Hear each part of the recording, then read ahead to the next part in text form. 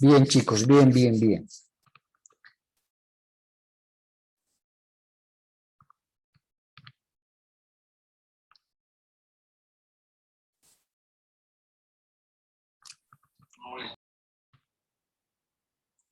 Hola, hola, chicos, ¿me copian? Sí, doctor. Hola, hola, ¿qué tal? Se nos cumplió la primera sesión, damos inicio a la segunda.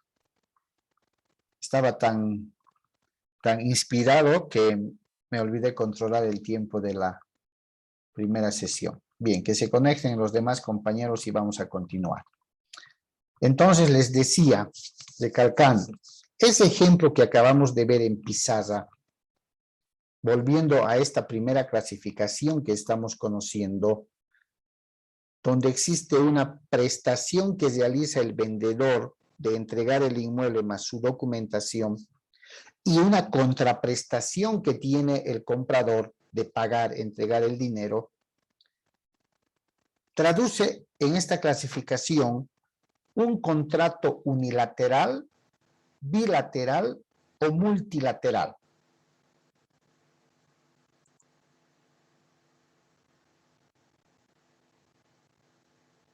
¿Qué dicen? Bilateral, doctor. ¿Por qué bilateral, Kendall? Porque ambas partes tienen obligación. Muy bien.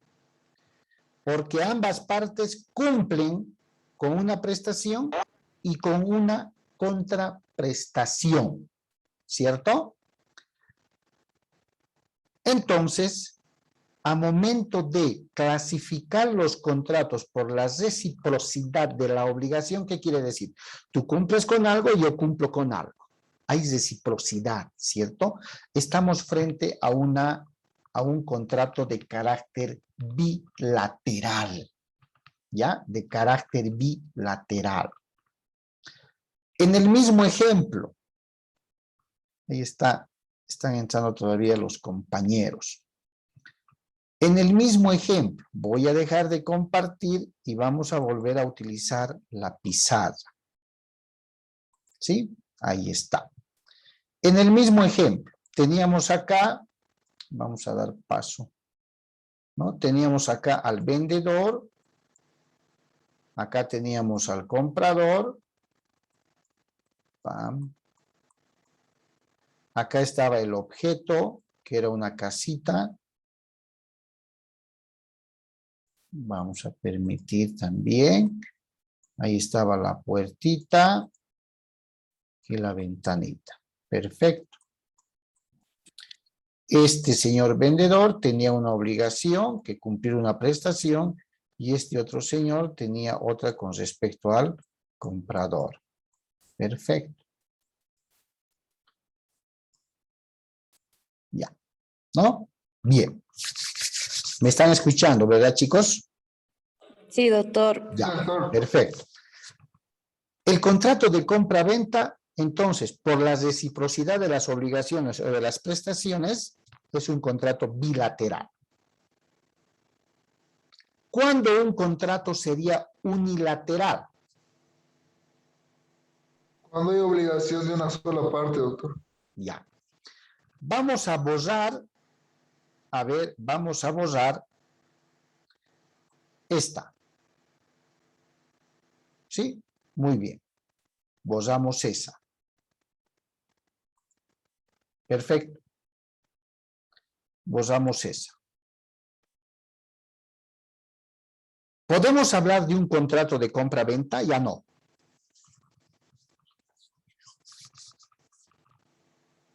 Si queremos que sea unilateral, ya no, doctor. Ya no, doctor. Muy bien.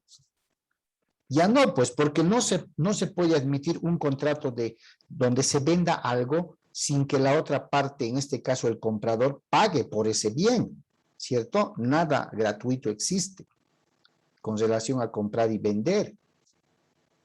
Hablemos de un contrato de donación. Este primer señor se va a llamar, vamos a ponerle nombre, este primer señor se va a llamar el donador este segundo señor se va a llamar el donatario, ¿sí? Y este bien se va a llamar el bien donado. Perfecto. ¿Ha habido un acuerdo de partes? Sí, se han puesto de acuerdo. ¿Qué obligación o qué prestación debe cumplir el donador? Entregar, doctor. Entregar el bien objeto de la donación. Perfecto. El donatario es la persona que va a recibir esa donación. ¿Tiene alguna obligación o contraprestación con referencia al donador? No, doctor. No tiene. ¿No ve? Aquí no hay. No hay la flechita. Podríamos decir entonces que existiendo solamente la prestación de parte del donador y no existiendo una contraprestación de parte del donatario, ¿estamos frente a un contrato bilateral o frente a un contrato unilateral? Unilateral, doctor. Unilateral. Fíjense que por eso al principio les decía, no se vayan literalmente por los denominativos, por la cantidad de las partes, por el número de las partes. Acá, ¿cuántas partes ven en pantalla? ¿Una o dos? ¿Cuántos sujetos hay en el contrato? Hay dos, doctor. Hay dos. ¿Qué Pero nos solo una dice? obligación. Exactamente. ¿Qué nos dice la noción de contrato? Hay contrato cuando dos o más partes se ponen de acuerdo para crear, modificar o extinguir entre sí una relación jurídica. Estamos cumpliendo con la definición y el requerimiento de lo que es el contrato. Dos o más partes, ¿cierto? Pero en relación a la clasificación de contratos unilaterales, bilaterales o multilaterales, también estamos cumpliendo. ¿Por qué? Porque una sola de esas dos partes cumple con la prestación u obligación. Como es un contrato de donación, como el ejemplo, entonces una sola tiene la obligación de realizar esa prestación y es el donador que entrega el inmueble.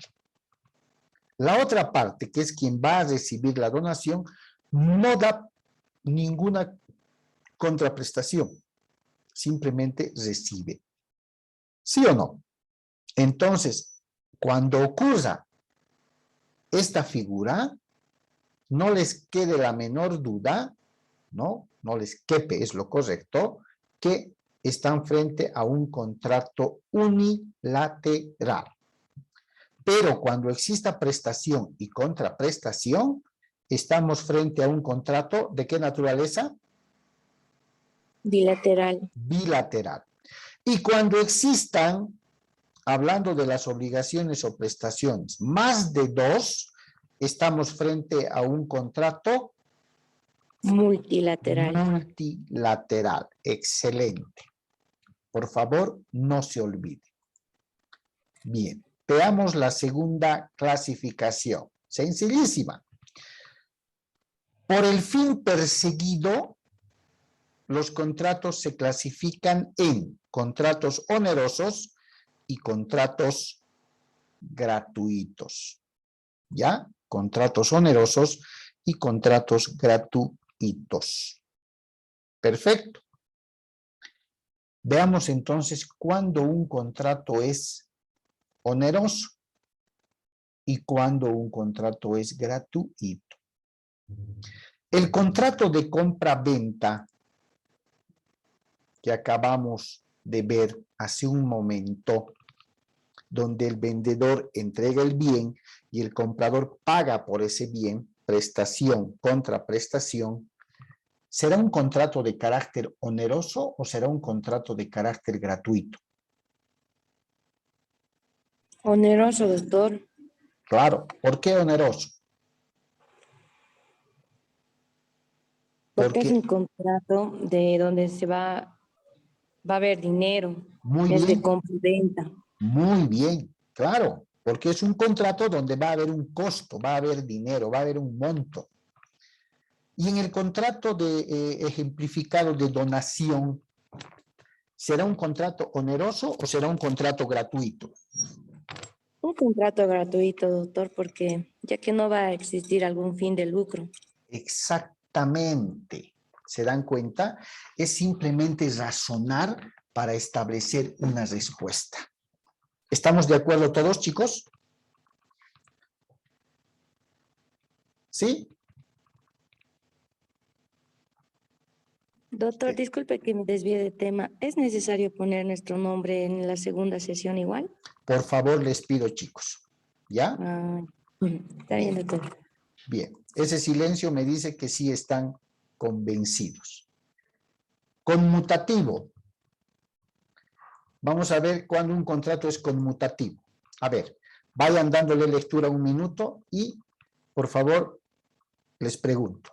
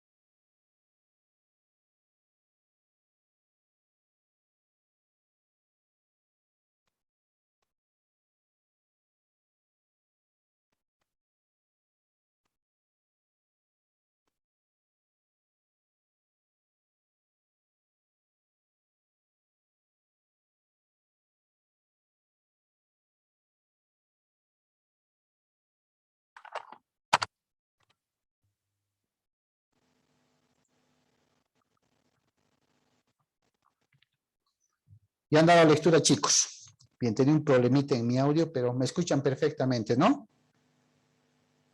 Sí, doctor, se le escucha bien. Ok, ya no hay. Había un ruidito que me salía en el teléfono. Bien.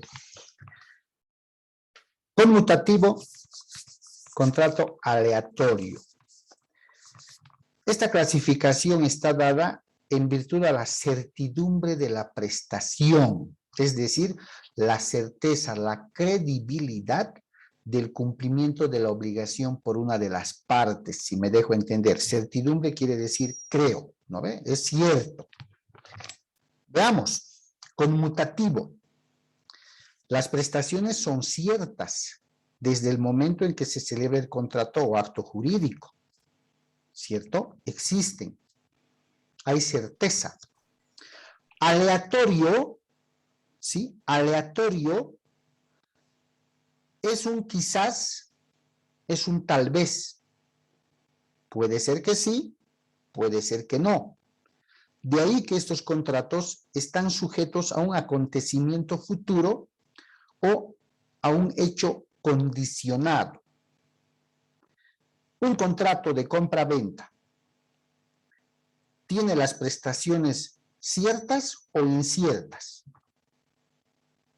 Cierto, doctor. Ciertas, claro, claro que sí.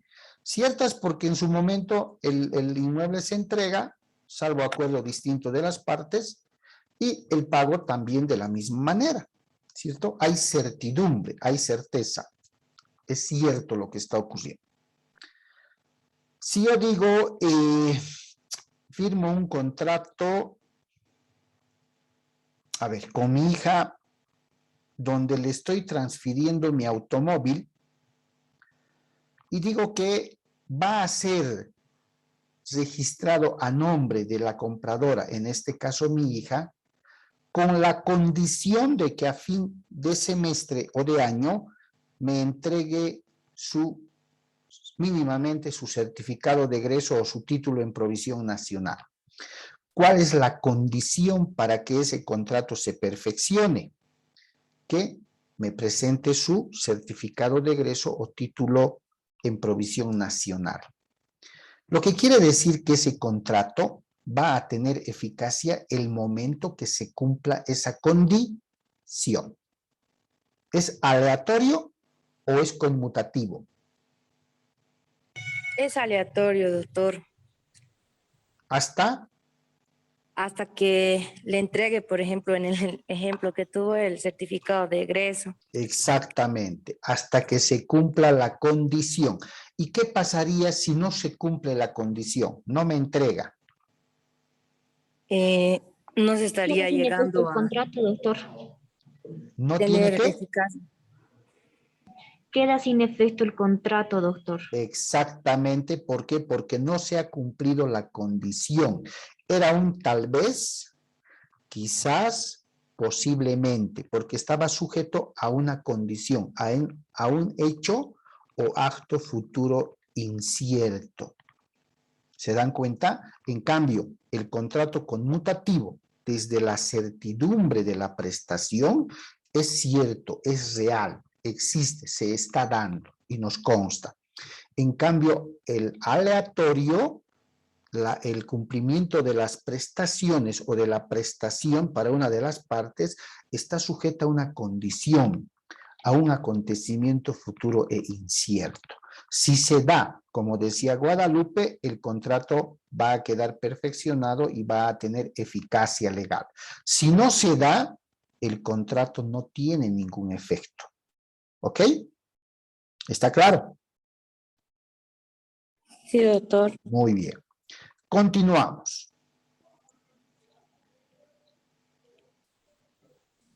Contrato principal y contrato accesorio, según la importancia o relevancia jurídica, esta clasificación.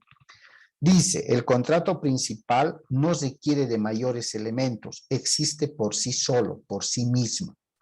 En cambio, el contrato accesorio sí depende de alguna anterior relación jurídica, depende de algún anterior contrato, ¿no ve?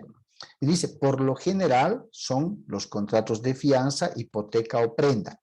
Esto desde el punto de vista doctrinal. Analicemos de la siguiente manera. En un contrato de compra-venta que hemos visto, en un contrato de donación, uno conmutativo que vendría a ser lo mismo, ¿estaríamos hablando de un contrato principal o de un contrato accesorio?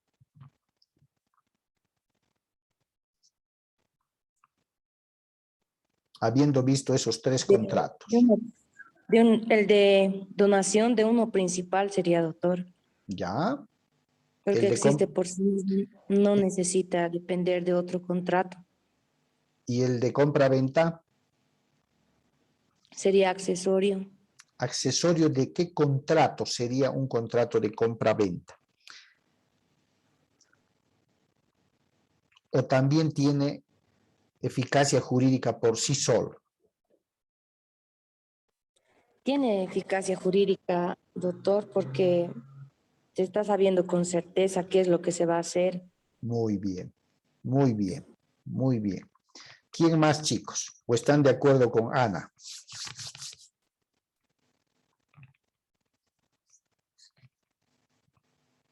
¿Qué dice Guadalupe? ¿Estás de acuerdo o discrepas con el criterio de Ana? Estoy de acuerdo, doctor.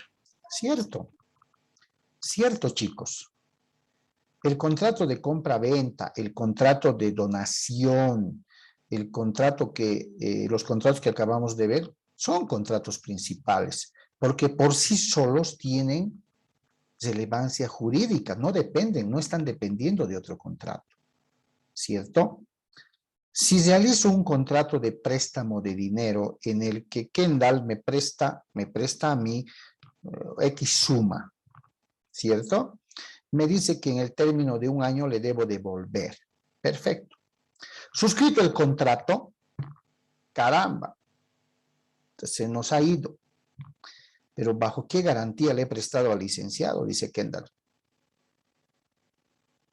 Y me dice, dicen, haremos un favor, mire, para certeza, para tener confianza, ¿no? Usted sabe, qué sé yo, un contratito accesorio donde me otorgue alguna garantía.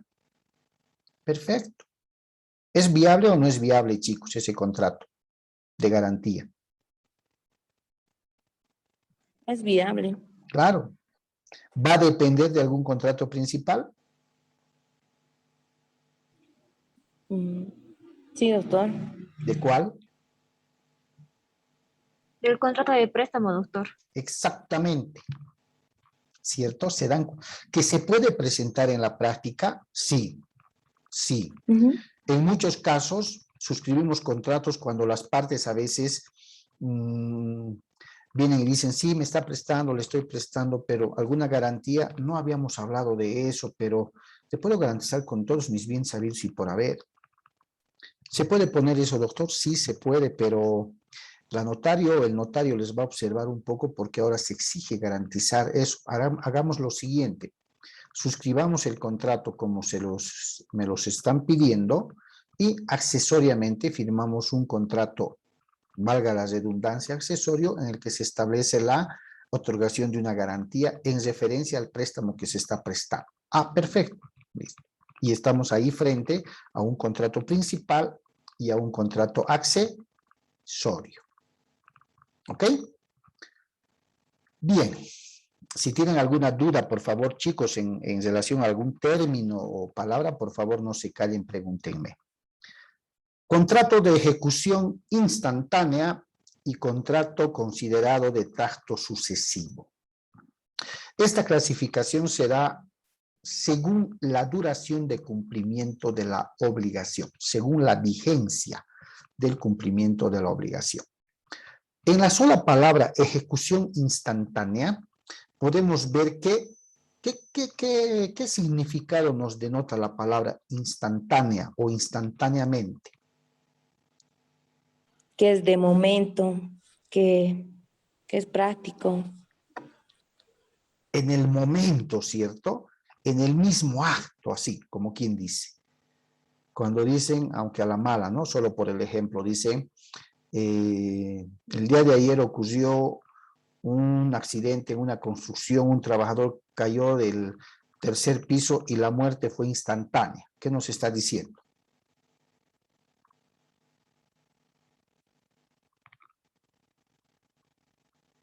Que fue en el acto, ¿cierto? Bien. O de pronto dice, a momento de comprar la portátil, la entrega fue inmediata y el pago instantáneamente se hizo. Lo propio. Te deposito un monto de dinero vía online y a momento que estés realizando la transferencia, tú lo puedes cobrar al instante, en el momento. ¿Sí o no? Lo mismo ocurre en los contratos. Los contratos de esta clasificación de ejecución instantánea se cumplen en un solo momento. Sea momento de celebrar el contrato o sea momento de haber firmado y estar haciendo entrega inmediata de los bienes en cuestión. Te entrego la casa, aquí están los papeles y las llaves y aquí está la plata. Listo. Ejecución instantánea.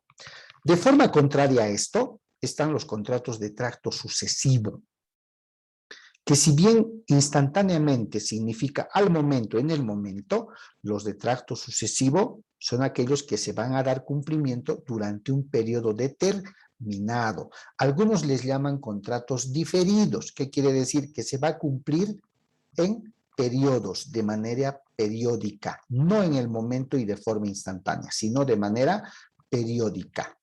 ¿Ya? Por ejemplo, el realizar un contrato por una deuda de dinero para pagar en cuotas, ¿será un contrato de ejecución instantánea o un contrato de tracto sucesivo? Sucesivo, doctor, porque se va a cumplir durante un tiempo determinado. Exactamente, en un tiempo determinado, en cuotas, de manera diferida, ¿cierto? Muy bien.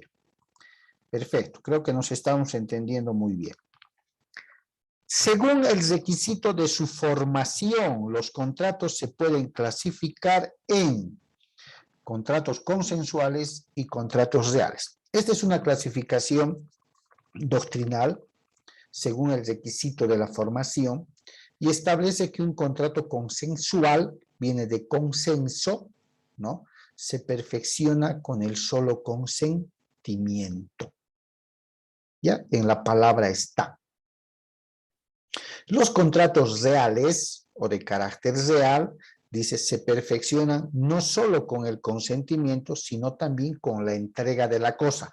En esta clasificación, ambos contratos doctrinalmente van de la mano. Porque para establecer un contrato debe haber acuerdo y por ende debe haber aceptación o consentimiento. Y al haber acuerdo y consentimiento, también hay la actuación de un contrato real. ¿Por qué? Porque se va a perfeccionar el contrato, pese al acuerdo. A ver, en un contrato de compra-venta, es un contrato bilateral, es un contrato oneroso, es un contrato conmutativo, ¿cierto? Es un contrato principal, pero al mismo tiempo es un contrato consensual porque hay consentimiento de las partes. El carácter real del contrato se va a dar cuando el vendedor esté entregando la casa, los documentos, la llave, y en contrapartida el comprador esté pagando el dinero. ¿Sí? Es un aspecto más doctrinal. Verbal, formal o solemne. Esto es importante. Esta clasificación está sujeta al requisito de formación. El contrato verbal, a ver, una pregunta. ¿Ustedes creen que en materia laboral existe el contrato de carácter verbal? En materia civil, más bien, no laboral.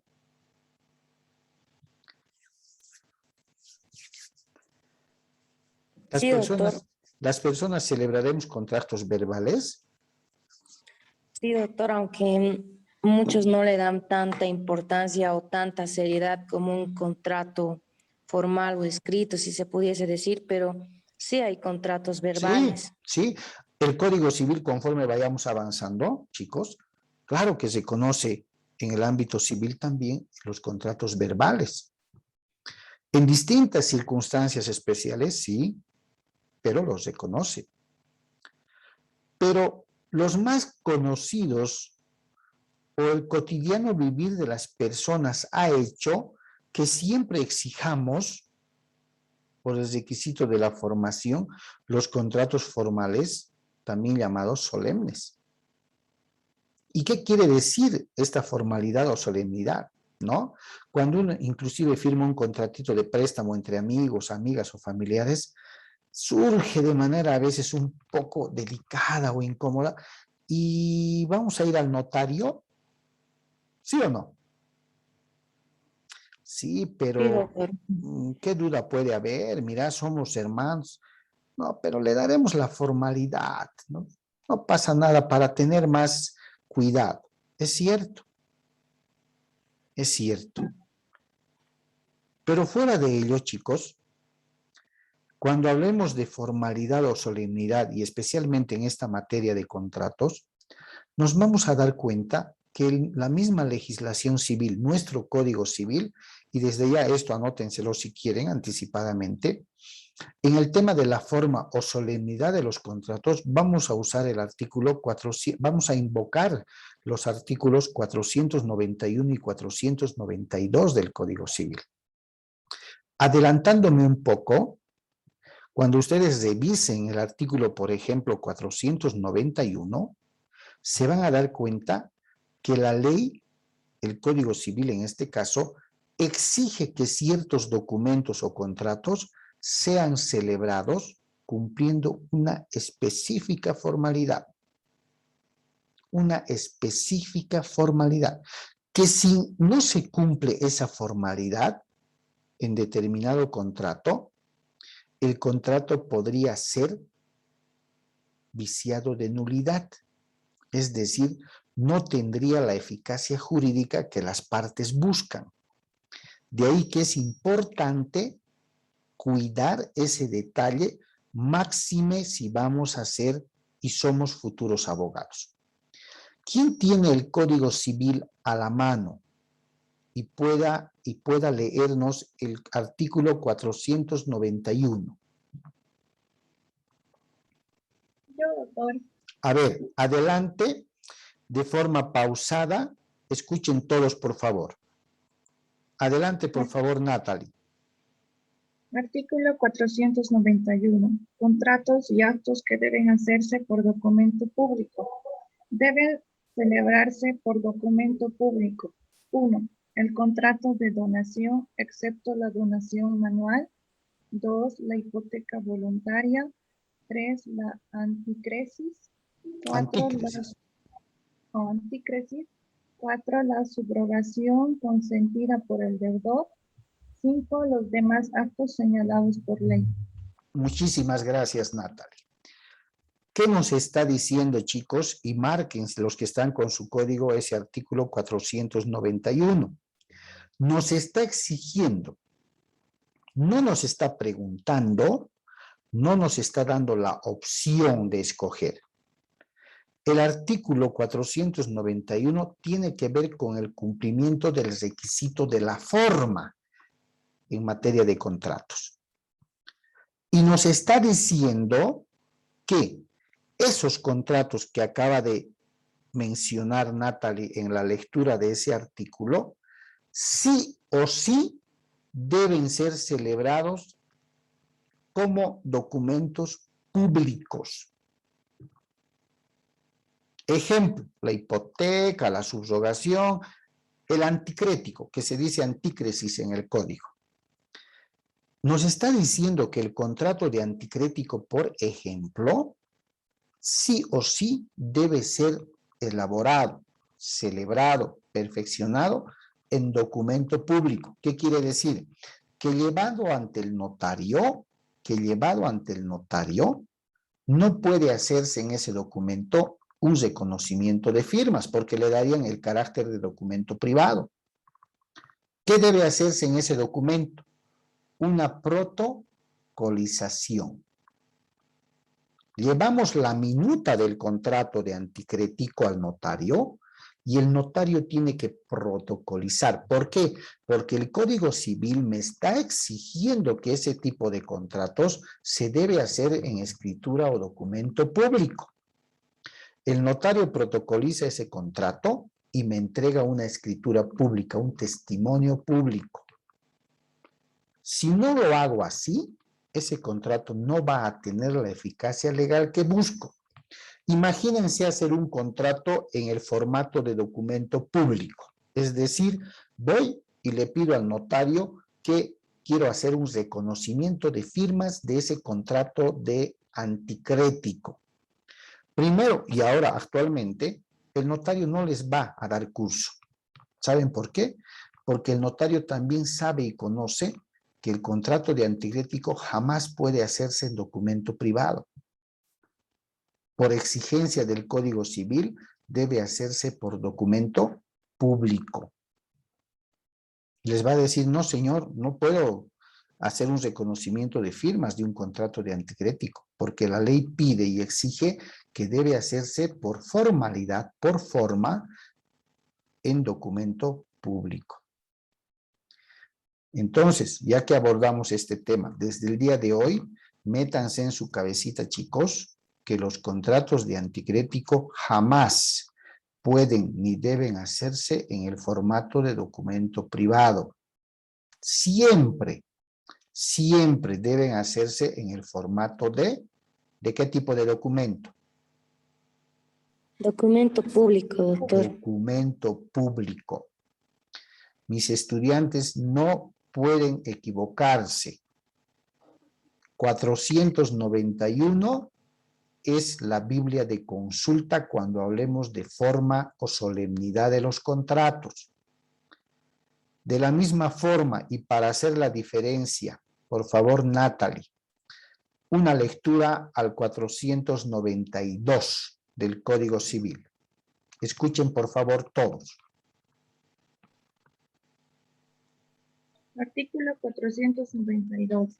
Contratos y actos que deben hacerse por escrito. Deben celebrarse por documento público o privado los contratos de sociedad de transacción, de constitución de los derechos de superficie y a construir y los demás actos y contratos señalados por ley. ¿Qué tal? ¿Qué nos está diciendo? A ver, los que han escuchado, ¿qué nos está diciendo ese artículo 492?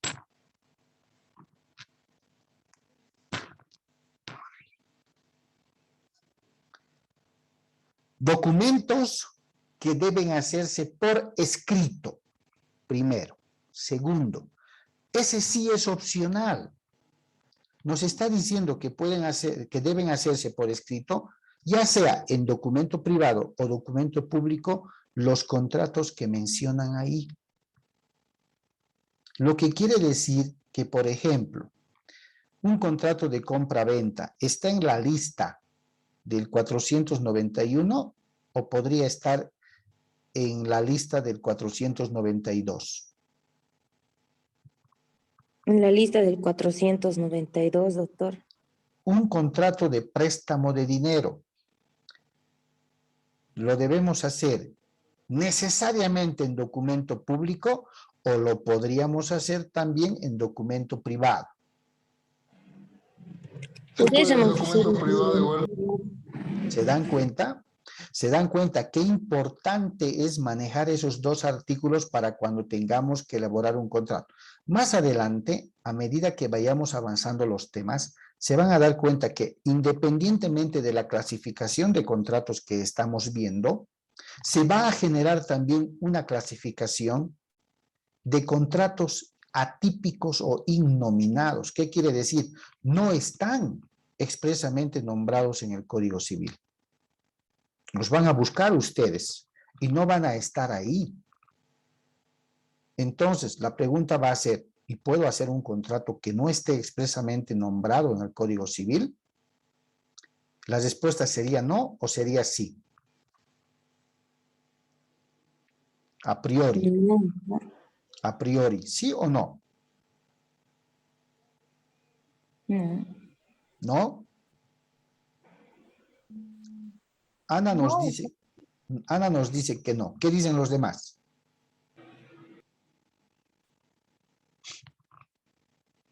Aparentemente, siguiendo un orden regular, como hombres y mujeres de derecho, la respuesta sería no. Si no está en el código, ¿qué contrato podría ser válido? De pronto esa es la idea. Pero vamos a conocer el principio de libertad contractual. Y la libertad contractual nos dice, son libres de hacer el contrato que quieran. Ah, pero ¿cómo lo voy a hacer? Puedes hacer, primero que debes cumplir con todos los requisitos que los vamos a conocer, sin salirte del marco legal. Ah, entonces la idea va a ser, puedo hacer cualquier tipo de contratos, aún no esté nombrado en el Código Civil, siempre y cuando no me salga del marco legal. Ah, perfecto. Mi segunda pregunta será, ¿y lo debo hacer en el formato público o en el formato privado?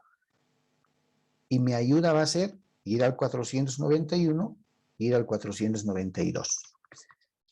Eso me va a sacar de toda duda para que llegado el momento no pueda equivocarme. Porque cuando a veces, y se nos va, ¿no? Se nos va, con toda sinceridad les digo, se nos puede ir alguna vez y quien se va a encargar, que es el primer filtro de control además de legalidad, va a ser el notario y va a decir, no, en el formato privado no puedo realizar ningún acto sobre este contrato. Dígale por favor al abogado que lo convierta en el formato público.